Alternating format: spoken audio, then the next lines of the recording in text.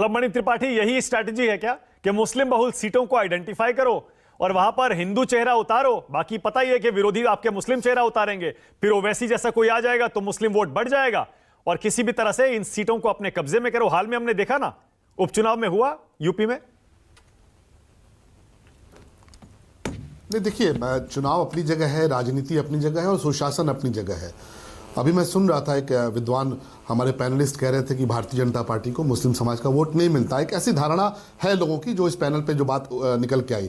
लेकिन जरा आप मुझे बताइए कि 2014 की सरकार रही हो या 2019 की सरकार रही हो, चाहे 80 करोड़ लोगों को मुफ्त राशन देना रहा हो, चाहे मुफ्त शौचालय देना रहा हो, चाहे बिजली पहुंचाने की बात रही हो, चाहे सभी को आयुष्मान भारत से जोड़ने की भावना रही हो, कोई एक जगह ऐसी बता दीजिए जहां प्रधानमंत्री जी के स्तर पर या भारतीय जनता पार्टी शासित राज्यों में किसी भी मुख्यमंत्री ने कुछ ऐसा किया हो कि जिसमें आपको लगे कि कहीं किसी के साथ भेदभाव है। प्रधानमंत्री जी तो कहते हैं सबका साथ, सबका विकास, सबका विश्वास, और उसको उन्होंने मूर्त रूप में उसको दिखाया, करके दिखाया। लेकिन जरा उनके बारे में सोचिए। अभी मैं सुन रहा था, आप कांग्रेस की बात कर रहे थे, कांग्रेस ने भी कुछ सीटों पर फोकस किया। उनको बार बार पोलराइजेशन करने की जरूरत क्यों पड़ती है? मुस्लिम समाज को डरा कर रखने की जरूरत क्यों पड़ती है? हमेशा ऐसी पॉलिटिक्स करने की आवश्यकता क्यों पड़ती है जिससे इस देश में टुकड़े, एक बंटवारे की स्थिति पैदा हो? आज आप देख रहे हैं दिग्विजय सिंह जाते हैं और कहते हैं कि साहब सर्जिकल स्ट्राइक का कोई सबूत नहीं दिया सरकार ने। आखिर आप कहना क्या चाहते हैं? सर्जिकल स्ट्राइक को लेके, जिसको लेकर पूरे पाकिस्तान ने जाकर पूरी दुनिया में रोया था पाकिस्तान की, देखिए भारत इस तरह से जबरदस्ती कर रहा है, जोर जबरदस्ती कर रहा है, दबंगई कर रहा है, उसको लेकर, सर्जिकल स्ट्राइक को लेकर आज की तारीख में दिग्विजय सिंह सबूत मांग रहे हैं। ये पहले भी मांग चुके, और अकेले दिग्विजय सिंह नहीं, कांग्रेस के बहुत सारे लीडर्स हैं जो इस तरह की भाषा का प्रयोग करते रहे, कभी सेना के खिलाफ करते रहे। राहुल गांधी जी को देखिए, वो कहते हैं कि हमारे सैनिकों की पिटाई हुई, जबकि पूरी दुनिया ने देखा कि हमारे जाबाज सैनिकों ने किस तरह चाइना के सैनिकों की कुटाई की। तो ये एक तरह का नैरेटिव बनाने की कोशिश होती है। लेकिन हम तो ये मानते हैं कि भारतीय जनता पार्टी हमेशा से इस बात की पक्षधर रही है, और प्रधानमंत्री जी का बहुत स्पष्ट संदेश रहा है कि हमें सबको साथ लेकर चलना है, चाहे वो किसी भी तबके के गरीब व्यक्ति क्यों ना हो, वो चाहे पसमानदा हो, चाहे पिछड़े हों, चाहे दलित हों।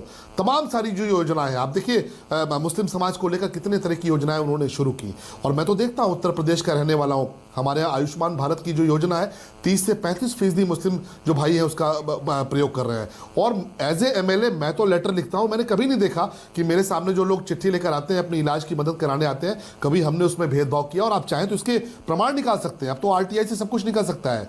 तो भारतीय जनता पार्टी का एक एक कार्यकर्ता, चाहे वो MP हो, MLA हो, मिनिस्टर हो, चाहे प्रधानमंत्री जी के स्तर पे हो, आप देखेंगे तो कहीं किसी के साथ कोई भेदभाव नहीं है। हाँ, ये जरूर है कि कुछ दलों ने डरा कर रखा, कुछ दलों ने बहका कर रखा, लेकिन जनता धीरे धीरे समझ रही है। और इसीलिए रामपुर में आपने कहा 50% है। ठीक है, मतलब आप ये कह रहे हैं कि हिजाब पर आपका स्टैंड हो, ट्रिपल तलाक पर आपका स्टैंड हो, यूनिफॉर्म सिविल कोड पर आपका स्टैंड हो, राम मंदिर पर आपका स्टैंड हो, आपके सारे कोर इश्यूज हो, उसके बावजूद मुस्लिम समुदाय आपको वोट दे देगा, आप ये कह रहे हैं शलभ मणि त्रिपाठी?